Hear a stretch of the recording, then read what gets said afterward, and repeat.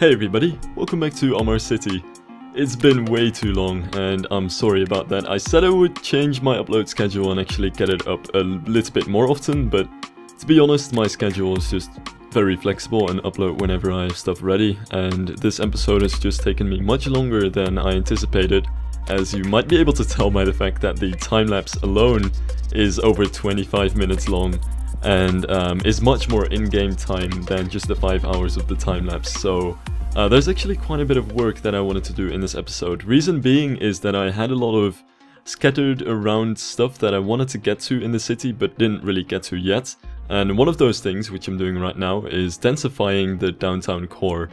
One of the things which I didn't really feel I had with the high-rise yet is really that idea of density and a very compact, tight cluster of high-rises. Because so far there were a couple of buildings just kind of neatly and symmetrically put together, but there wasn't really anything to drag up the density of the city, so I wanted to add a couple more towers. I definitely think I'll add a few more in the future, but not too much. I at least want to keep it somewhat livable and not make it an entire city of just stacks of high-rises. But I wanted to get to the downtown a little bit. Another thing which you might notice is that I changed the sand texture. This is something which I spent way too many hours on in hindsight, just trying to figure out what would be the best texture and what I should put into the game. And eventually I'm not too happy with this texture. It is very obviously repeating, but that aside, I'm quite happy with the color and the general texture of it, aside from it being very repetitive, because it's a much darker texture. It's a bit more washed out than the texture which I used to have, which was very bright, and especially with the loot that I'm using. And like the great Strict Toast actually said, he commented about one of my videos, and that's also one of the reasons why I really wanted to change it. Just YouTube's compression and just the very rendering the video just makes it look too bright, and the old texture just kind of hurt my eyes. So there's a new sand texture which should hopefully be a little bit more washed out, and especially as we move into the desert of the city and into the outskirts, this one should hopefully work out a little bit better than what we had before.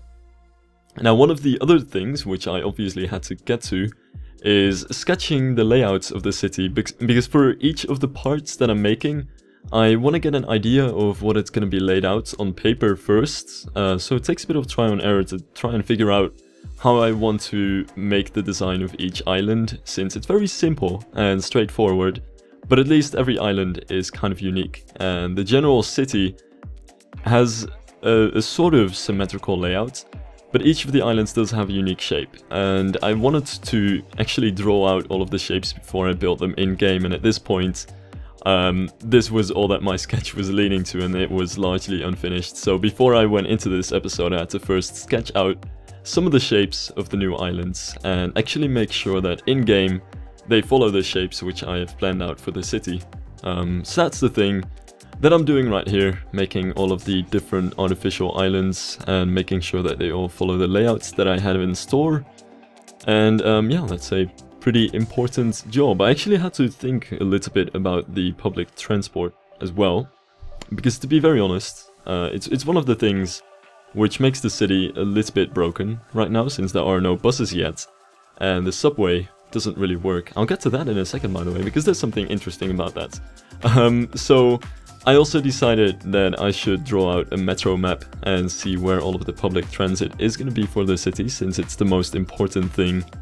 But very basically, the bus lines will just be following these main roads which go throughout all of the rings, and have some roads where they go more into the little islands to different places that you can't reach with a car. And then the metros will just function as a more large, distant method to get around the city. So it's really the buses for the short distances or getting to the metro stations. And the metro stations are, there's going to be one for each island, so they're really connecting the city as a whole together, and that's really the basis of the public transport, and just about it. There will be at some point definitely outside trains, and of course an airport as well. I definitely want to get to that, and it's something which not just in-game, or I would love to do for the fun of making an airport. I think it's just very important if you want to make any kind of internationally successful city, of course. So that's something that I'll get to in the future as well. But I wanted to also talk about the metro in particular for just a little bit while I'm shaping out the islands over here and struggling heavily with making a circle. It's seriously pretty hard. But one of the things which I wanted to do for the metro and which I've been getting a lot of comments about is actually using the metro rails instead of the train rails for the light rail.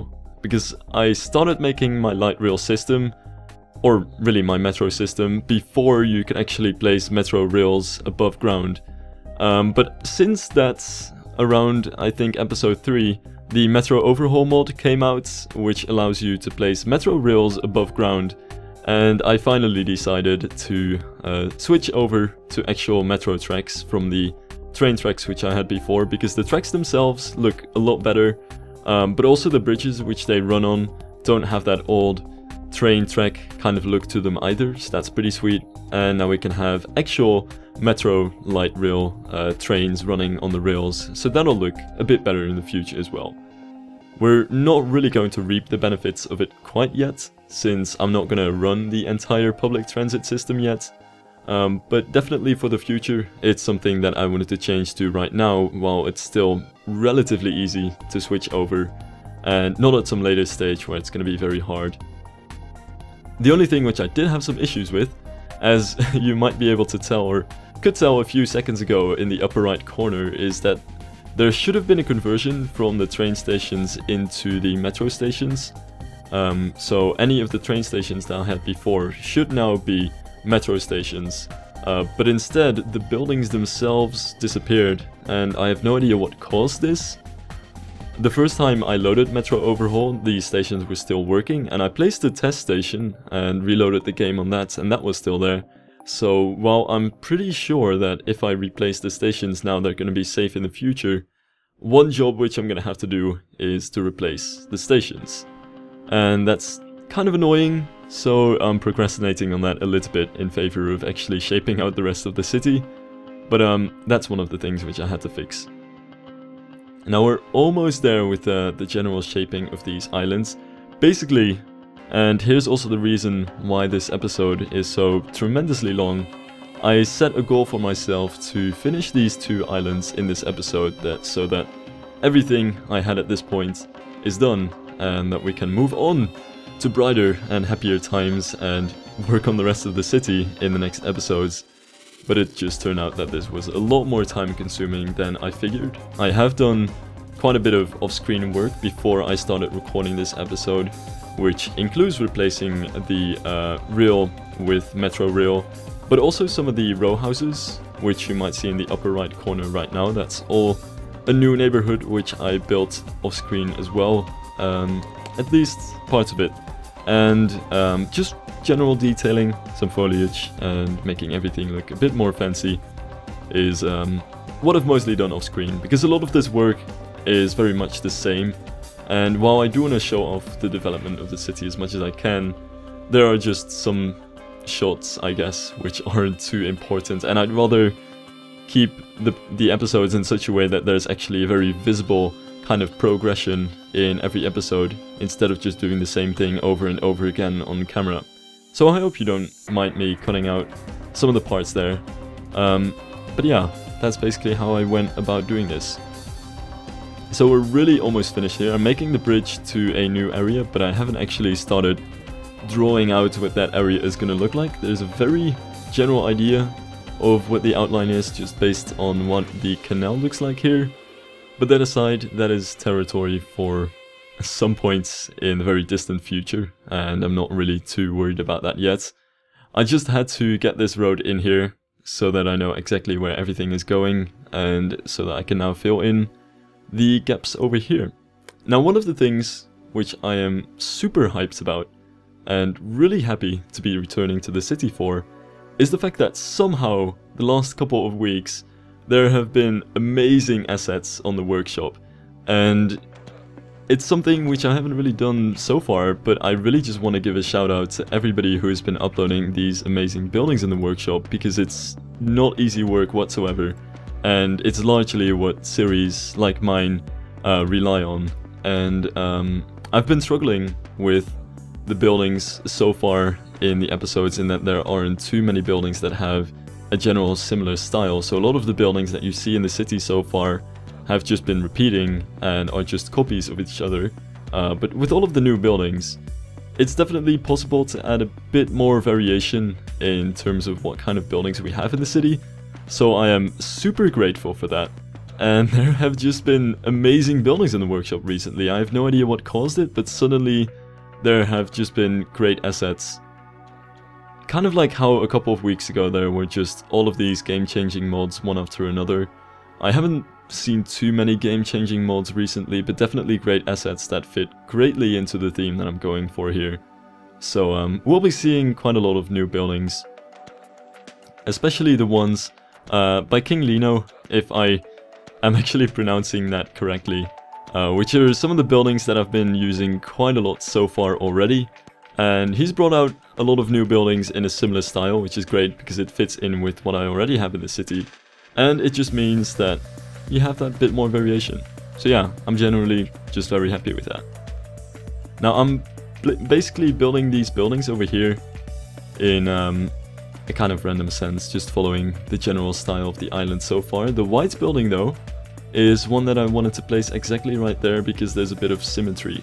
Basically it means that from the shopping street, which I made 2 episodes ago, it's exactly in the middle across from that street, so it's kind of a tower at the end of that street, if that makes any sense whatsoever. It's basically there's a sight line for that tower.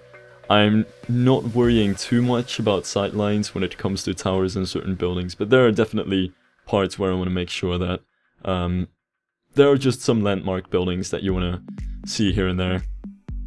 And this tower is definitely one of them. The same kind of goes for the downtown, because one of the things which I'm trying to focus on quite a lot is that the downtown is most visible from certain angles, and that many of the roads around the city can actually see the downtown up ahead, and you know, just kind of see it looming in the distance as you're driving toward it.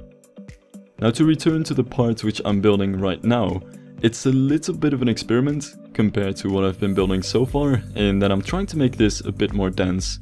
One of the mistakes that I think I honestly made in the city, especially in the beginning, is making a lot of the roads too wide and making too large open spaces, which isn't a problem per se, but it definitely is in the climate that you have around here, where for sustainability reasons you definitely want to have buildings close to each other, but also for livability reasons. You don't want to be out in the open, scorching, blazing sun in a climate like this. So I definitely think that I could have made the city a bit more compact, and while I'm still keeping these larger avenues around with the bus lanes over here, for example, I'm trying to get in as many trees to get as much shade as I can, and as for the rest of the roads and paths, try to put the buildings a bit closer to each other, that they actually just about cover each other's shadow, that you can actually just walk in the shadow and some more cool alleys instead of being exposed to the sun all the time while you're walking around in the city, because that's one of the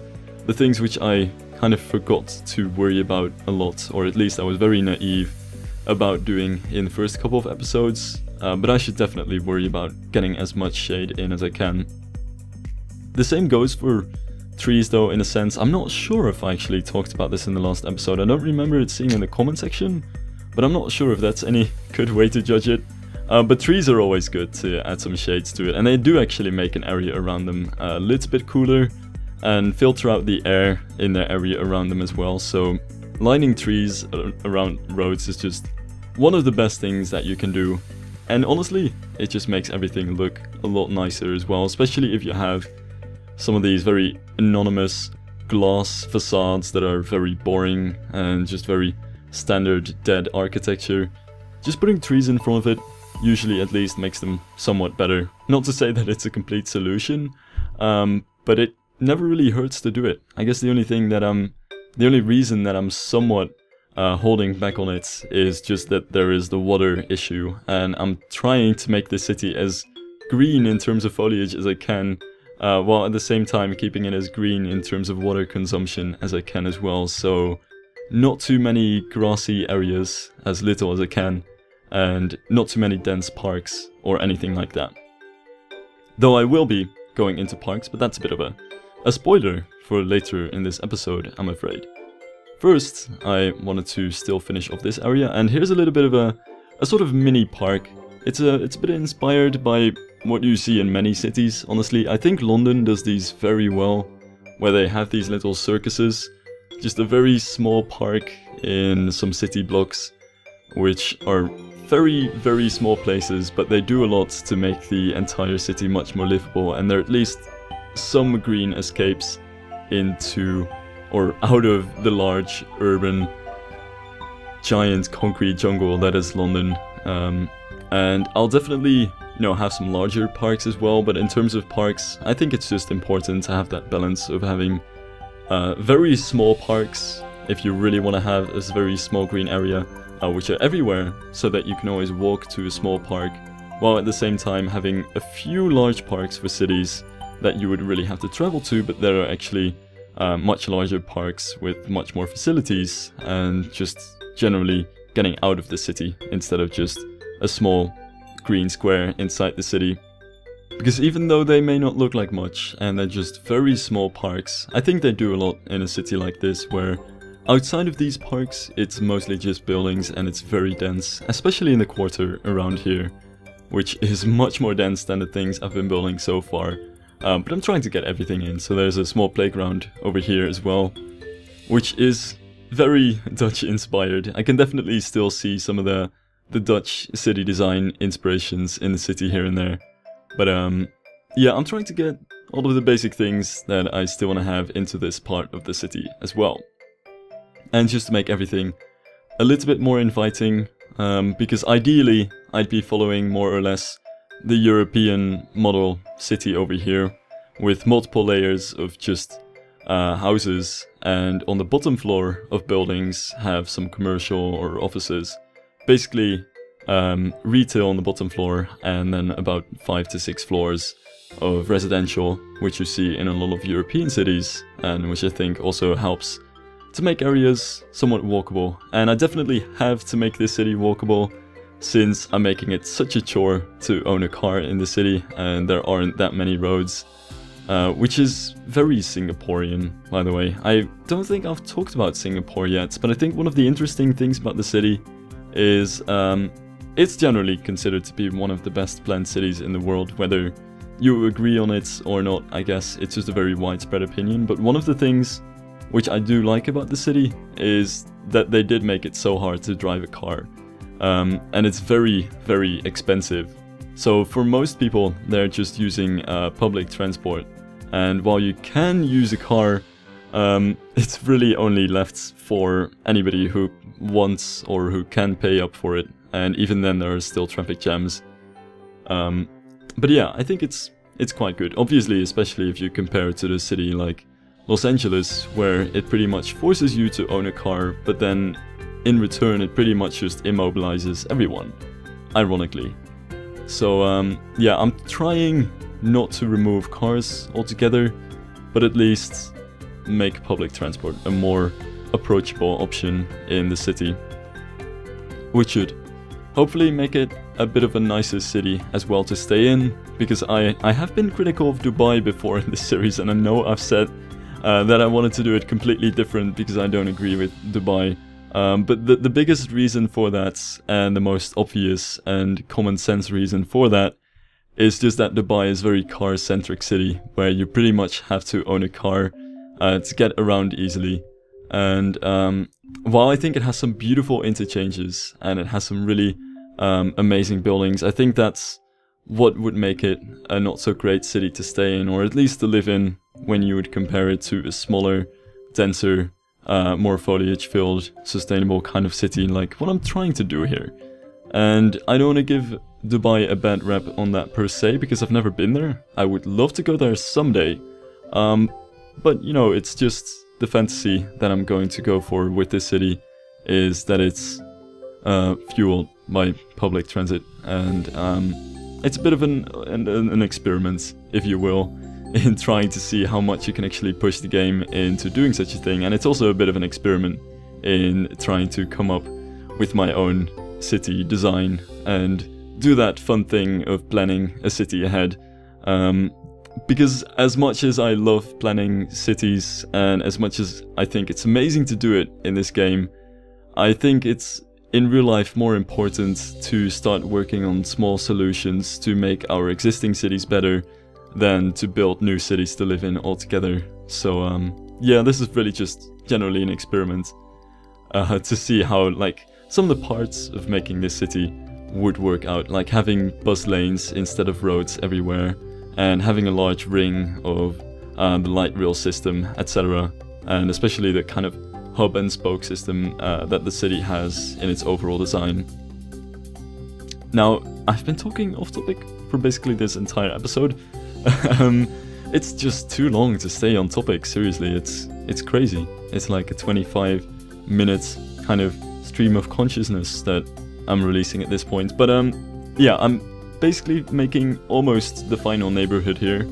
At least the final neighborhood where I was really giving a shit about it anymore, because this, or still giving a shit about it, because this was, what, this was over 4 hours into the time-lapse and quite a few more into generally working on it for this episode, so I was kind of like, you know, I want to get this over with. So I just followed a very general, kind of simple little grid system here, using the same houses which I had used in the neighborhood which I built before this episode. And there's also a small park, which is quite interesting, and there is finally a mosque. I promised that I would put mosques into the 5 different districts that the city would have, and I didn't have any yet. There's one thing which I'm kind of worried about though, and that's that this is the only mosque which I found which has actually got a somewhat acceptable scaling. A lot of the other ones are just very small and don't really fit into the scale of the city, so I'm slightly worried about that. I don't want to repeat all of them, but on the other hand, I'm quite happy with how this one looks, because it has an old design, but with the way that the textures work, and I don't think this is on purpose, but it does kind of fit. With the way that the textures work, it does look a bit like it's a modernly built mosque in an old style. But for the other ones, I think I'll just be placing modern buildings down and pretend as though they're the mosques of that district, because it's really hard to find Arabian kind of architecture in this game whatsoever. There's a lot of different countries and a lot of parts of the world are very well represented, but the Middle East I think is definitely very underrepresented when it comes to this game. So yeah, there's not much that I can do about this, but I'm just trying to dress it up as much as I can. I actually forgot about the decals though when I was doing this, so there's foliage but there are no decals yet, which will have to come later, because decals make everything look so much better. But forgive me for kind of rushing this part, I had to get this over with quite quickly. There were also some of these parts that were sticking out in the river, which I don't think I can do much about it. It's really just the building sticking out of it, and I was more concerned about placing the buildings right than getting these weird sandy things poking in the middle of the canal. But I just ended up covering those with rocks. It doesn't look that great, but then again the rocks do have a very dark texture, and they do blend with the texture of the sides of the canals a little bit more than the bright sand. So I guess it's just gonna have to do. I hope it's okay at least. So at this point I'm almost done and just doing a lot of very general detailing around the city and getting all of these trees in, making sure that these very wide spaces are all just shaded up as well. I'm pretty angry though about the fires that keep happening all the time and just keep removing all of the foliage. But yeah, a lot of this is just planters and putting trees inside of them to make everything look a little bit more lively. Like again, I want to use trees, and especially palm trees, for most of the green textures in the city, since I want to avoid grass as much as I can and really only leave it for the few spaces that I really want to have grass in, just because it's a lot more sustainable to have trees. It's very hard to actually have all of your desalination plants just to give the grass enough water to stay in there, and it needs turf and all that. It's complicated. I'd rather just leave the sand in most places and try to make the best out of it.